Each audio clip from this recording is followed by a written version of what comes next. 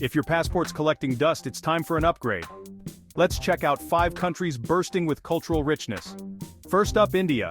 Imagine a country with over 2,000 ethnic groups and 1,600 languages.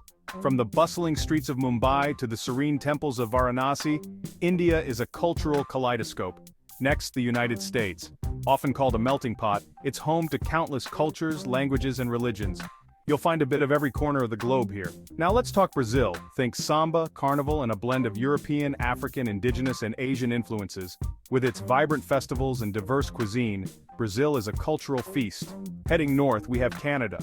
Known for its politeness and maple syrup, Canada also boasts a rich tapestry of cultures, including English, French, Indigenous, and a multitude of immigrant communities. Finally, South Africa. A rainbow nation where African, European, Indian, and mixed-race cultures blend together. From its music to its cuisine, South Africa is a cultural treasure trove.